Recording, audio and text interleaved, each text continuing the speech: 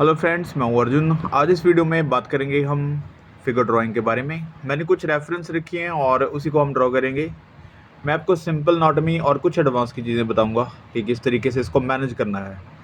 सबसे पहले आप जैसे देख रहे हैं फिगर, और ये एक बैलेंस्ड फिगर है। जैसे उसने एक पैर के ऊपर बैलेंस किया हुआ है और प्रॉपर एक सी टाइप फिगर बन रही है, और इसी को हम ड्रॉ कर रहे हैं। सबसे पहले बेसिक एनाटॉमी, जैसे हमने फेस का जेस्चर लिया, उसके बाद एक बॉक्स के तरीके से आपने देखना है टॉर्सो, फिर उसके बाद लोअर पार्ट्स और थाई वाला पॉइंट हम इस तरीके से रखते हैं। उसके बाद आप एंगल डिसाइड करो कौन सा आ रहा है। उसके बाद ये वाला पॉइंट, फिर यहाँ पे शूज़। ठीक है, शूज़ की सिर्फ डायरेक्शन ले लो। उसके बाद ये वाला लेग इस तरीके से आ रही है जैसे बैलेंस किया हुआ फिगर को, राइट। और उसके बाद ये हैंड कुछ इस तरीके से है, यहाँ पे फॉर शॉर्टनिंग है। और इस वाले हैंड को आप सिंपल पहले लाइनों में बनाएंगे। उसके बाद इसका जो मोटाई है, जो शेप है, उसको धीरे धीरे हम कर्व लाइन में ऐड करते हैं। जैसे ये वाला लाइन यहाँ पे, फिर उसके बाद ये यहाँ पे मसल्स। ठीक है, उसके बाद ये वाला लाइन। अभी जो चीज़ें मैं बता रहा हूँ आपको, वो काफ़ी चीज़ें मेन है। जैसे हम एक सिंपल जेस्चर पहले ले लेते हैं, उसके बाद कर्व कैसे करनी है, मसल्स की किस तरीके से स्टडी करनी है, या फिर फॉर शॉर्टनिंग कितनी रखनी है, इसको ध्यान में रखते हुए हम फिगर्स को पूरा मैनेज कर सकते हैं, राइट।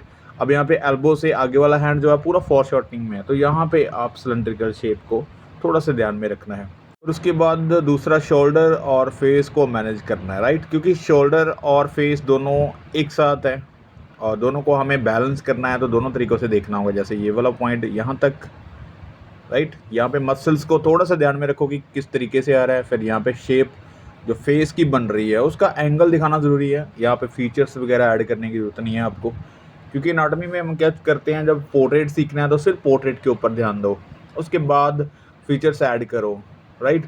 अगर हम पूरी बॉडी को सीख रहे हैं, पूरी प्रपोर्शनेट बॉडी चाहिए हमें, तो फिर हमें फीचर्स बारे में या फिर कोई करैक्टर के बारे में नहीं सोचना, फिर एनाटॉमी के बारे में थोड़ा सा ध्यान रखना है। तो यहाँ पे अभी शेप बना लो फेस की, उसके बाद उसके अकॉर्डिंग हम सारी चीज़ें मैनेज कर रहे हैं। जैसे हमने पहले जेस्चर लिया, उसी लाइन के ऊपर हम कोशिश कर रहे हैं कि सिमिलर चीज़ें हों, थोड़ा सा बैलेंस हो। ठीक है, ये बाजू बन चुकी है। उसके बाद यहाँ पे लाइन जो है बेल्ट एरिया आ गया। उसके बाद हम पैरों को बनाएंगे, तो थोड़ा थोड़ा मैं डिटेल कर रहा हूँ। जैसे उसने कैपरी जो पहनी हुई है, तो उसकी शेप रखेंगे, थोड़े से फोल्ड भी ऐड करेंगे यहाँ पे। ठीक है, तो उसकी शेप पहले ज़रूरी है। यहाँ पे घुटना उसके अंदर है, ठीक है, इस तरीके से। और उसके बाद यहाँ पे पॉकेट वगैरह जो भी हैं वो हम ऐड कर सकते हैं, छोटी छोटी चीज़ें। देखो, पहले हमने सिंपल एक जेस्चर लिया है, उसके बाद ही ये चीज़ें आती हैं। जैसे हम स्टार्टिंग में ही ये चीज़ें ऐड करेंगे डिटेलिंग वाले, तो नहीं होगा। अभी देखो ये पैर इस तरीके से। अब यहाँ पे शॉक्स हैं, तो उसको थोड़ा सा बनाएंगे। फिर शूज़ हैं, शूज़ के यहाँ पे टायर लगे हुए हैं, तो यहाँ पे उस चीज़ की ज़रूरत नहीं। पहले हमें सोचना है कि पैर का जो एंगल है वो कौन सा आ रहा है, शूज़ किस डायरेक्शन में बना हुआ है, वो चीज़ें ध्यान में रखनी है। उसके बाद हम कोई भी चीज़ इसके साथ ऐड कर सकते हैं। जैसे ये टायर लगे हुए हैं, तो इसकी डायरेक्शन देख लो, कौन सी चीज़ कहाँ पे फिट होने वाली है। तो वैसे हम ऐसे ट्राई कर सकते हैं। सिंपल सा शेप बना रहा हूँ मैं, बहुत ज़्यादा डिटेलिंग नहीं कर रही। और उसके बाद ये देखो, दूसरा पैर जो है वो आगे की तरफ आ रहा है। ठीक है, जैसे पूरा, जैसे मैंने पहले बताया, फिगर थोड़ी सी सी टाइप अगर आप देखेंगे बैलेंस, तो इस तरीके से झुकता हुआ नज़र आ रहा है। तो वैसे ही शेप देखो पैर की,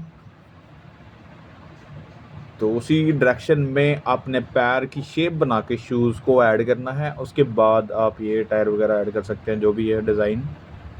ठीक है, सबसे पहले ज्योमेट्रिकल शेप जैसे हम बात करते हैं, ज्योमेट्रिकल शेप सबसे ज़्यादा ज़रूरी चीज़ है, क्योंकि वहाँ से आपको एक शेप मिल जाती है, एक डायरेक्शन मिल जाती है आगे डिटेल वाली चीज़ें करने के लिए।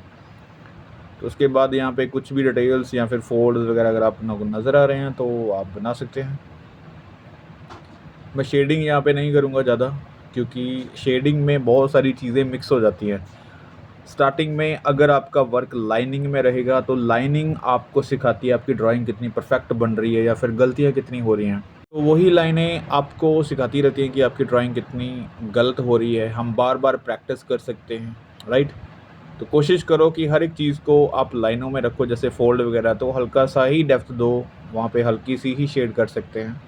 तो ज़्यादा शेड मैं यहाँ पे नहीं कर रहा हूँ, सिंपल लाइनों के अंदर ही रखेंगे ताकि ड्राइंग की हर एक चीज़ आपको नज़र आए कि हमने कहाँ कहाँ पे क्या किया हुआ है, राइट। तो ये देखो एक फ़िगर बैलेंस हो गई है। अब चलते हैं दूसरी फ़िगर की तरफ। ये वाली फ़िगर बैलेंस एक अलग तरीके से है, मैं आपको सिंपल नॉट में बताता हूँ किस तरीके से इसको हैंडल करना है। हर एक फ़िगर के अंदर हम न्यू चीज़ देखते हैं, हर बार एक न्यू बैलेंस होता है, न्यू डायरेक्शन होती है, न्यू एक्शन होता है। तो आपको ज़रूरी नहीं है कि आप एक फ़िगर को बना के आप सारी चीज़ें सीख जाते हैं। आपको हर एक चीज़ के ऊपर काम करना होता है, फ़ॉरशॉर्टनिंग, बैलेंस, फ़िगर के कितने सारे एक्शंस होते हैं, उनके ऊपर आपने काम करना होता है।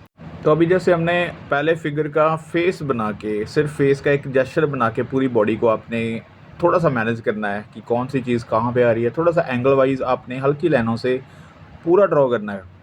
वहाँ से आपको पता चल जाता है कि फ़िगर किस डायरेक्शन में या फिर कौन-सी चीज़ बड़ी या छोटी बन रही है, राइट? तो अभी देखो ये जेस्चर आपको दिख रहा होगा, मैंने हल्की-हल्की लाइनें ली है। जैसे ये थाई वाला पॉइंट आ गया, उसके बाद घुटने, ये पैर, ये सारी डायरेक्शंस आपने हल्की लाइनों से मैनेज करनी है। तो इतनी कोशिश करने के बाद आप सोचो कि आपके पास एक हल्की सी फिगर बन चुकी है। तो आप धीरे-धीरे उसकी जो कर्व लाइन है, डिटेलिंग है, फिर बाद के आपका थोड़ा-सा वर्क और ज़्यादा होता है। जहाँ पे आपको काम करना होता है, सिर्फ मसल्स के ऊपर ध्यान रखना है, फ़ॉरशॉर्टनिंग देखनी है या फिर आपको थोड़ी-सी शेप के ऊपर ध्यान रखना है। तो 2-3 चीज़ें ध्यान में रखते हुए ये पूरी फिगर हम बना सकते हैं। अभी देखो आपका जेस्चर मिल गया है, उसके बाद फेस की डायरेक्शन जैसे हमने पहले ड्रॉ की है, वो एक ज्योमेट्रिकल शेप होती है। जैसे आप जेस्चर बनाते हैं तो उसमें कर्व वगैरह देने की ज़रूरत नहीं होती। आप सिंपल एक स्टिक फिगर भी बना सकते हैं, उससे भी काम चल जाता है, ठीक है। लेकिन आपकी स्टडी के लिए मैं बता दूं, सिलेंड्रिकल शेप्स बाजू बनाने में, लेग्स बनाने में या फिर एक बॉक्स मेकिंग, टॉर्सो बनाने में ये चीज़ें काम आती हैं। ये शेप्स आप ध्यान रखो। यहाँ पे देखो फेस का एंगल जो है वो मैं यहाँ पे बना रहा हूँ। उसके बाद यहाँ पे नेक है, तो नेक को मैं हल्का सा शेड कर देता हूँ, थोड़ी सी डेप्थ आएगी ताकि फेस आपको दिखना स्टार्ट हो जाएगा। और यहाँ पे बनेगा शोल्डर, उसके बाद ये बाजू। बाजू की अब देखो जो शेप है वो धीरे धीरे हम सिंगल लाइन में ही करने की कोशिश कर रहे हैं। जब आपको एक सिंपल जेस्चर मिल जाता है, एक सिंपल लाइन मिल जाती है, ज्योमेट्रिकल फॉर्म मिल जाती है, उसके बाद आप एक सिंगल लाइन से भी एक अच्छी ड्राइंग बना सकते हैं। आपको बार बार बहुत सारी लाइनें मारने की ज़रूरत नहीं है। और अभी समझ के जैसे ये नेक वाला पॉइंट हो गया, ठीक है। उसके बाद ये दूसरा शोल्डर, तो बाजू कुछ इस तरीके से बाहर को जाती हुई है, राइट। यहाँ पे हैंड, तो हैंड का साइज़ मैटर करता है। यहाँ पे आप फिंगर्स वगैरह बनाने की ज़रूरत मत करो, क्योंकि इसके साइज़ को आप देखो कि फेस के अकॉर्डिंग कितना हैंड होगा, राइट। तो अभी यहाँ पे लाइनिंग देखो, जैसे हिप लाइन है तो इस साइड जा रही है ये लाइनिंग, राइट। एक एक पार्ट की जो स्टडी है वो आपने ध्यान में रखने की, लाइनिंग किस तरीके से जा रही है। पहले ज्योमेट्रिकल फॉर्म, उसके बाद हम शेप बनाने की कोशिश करते हैं, राइट। यहाँ मैं हल्की सी शेड देता हूँ और यहाँ पे कुछ फोल्ड्स हैं, ये हम ऐड कर सकते हैं। और मैं बहुत ज़्यादा शेडिंग नहीं करूँगा, क्योंकि लाइनों के अंदर जितनी चीज़ें रखेंगे, जैसे मैंने पहले बताया, उतनी ही ज़्यादा हम ड्राइंग को सीखते हैं, ठीक है। यहाँ पे भी इस लाइन को इस तरीके से रखेंगे। और थाई वाला पॉइंट, अब देखो मसल्स ऊपर की साइड थोड़ा सा ब्रॉड है और घुटने की तरफ थोड़ा सा नैरो, ऐसे शेप बना सकते हैं। तो यहाँ पे घुटने वाला जो हिस्सा है, उसके बाद नीचे वाला पॉइंट जो है, ये थोड़ी सी मूवमेंट इसके अंदर लेके आएंगे इस तरीके से। अब वहाँ पे थोड़ी सी शेप शार्प है, राइट।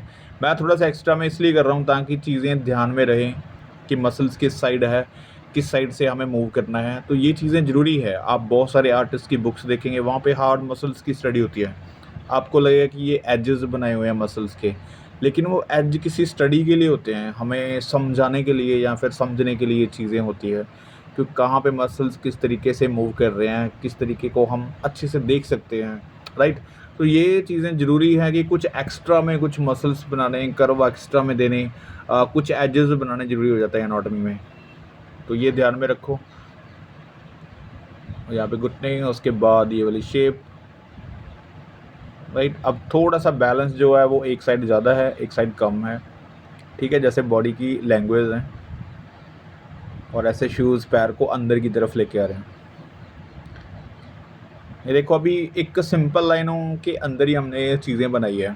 अगर हम इसमें शेड देंगे, बहुत ज़्यादा डिटेल करेंगे तो वो ज़्यादा कुछ एक्स्ट्रा हो जाएगा, हमें चीज़ों में गलतियाँ कम नज़र आएंगी।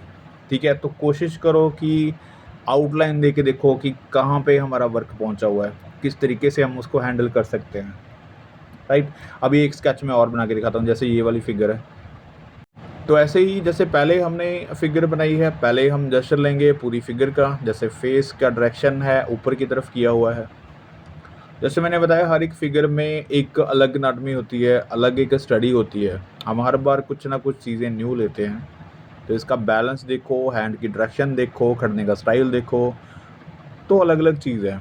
ठीक है, उसके बाद टॉर्सो है, टॉर्सो इस तरीके से घुमा हुआ है। ठीक है, उसके बाद ये ऊपर की तरफ इसका हैंड जा रहा है, इस तरीके से रख सकते हैं।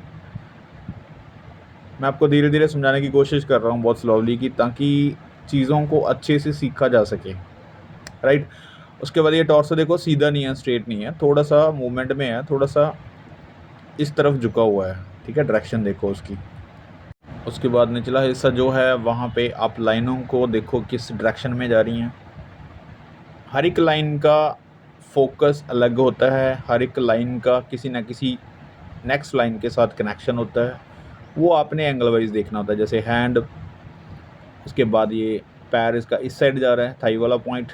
ठीक है, उसके बाद आप इसकी दूरी देखो, जैसे पैर का बैलेंस एक साइड ज़्यादा लग रहा है। ठीक है, दूसरा पैर थोड़ा सा हवा में लग रहा है हमें, तो बैलेंस हालांकि उस पैर के ऊपर भी है, लेकिन उसके खड़ने का जो स्टाइल है वो एक पैर के ऊपर हमें ज़्यादा लग रहा है।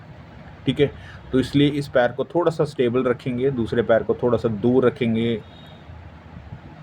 और इसकी जो डायरेक्शन है पैर की वो अंदर वाली साइड जा रही है।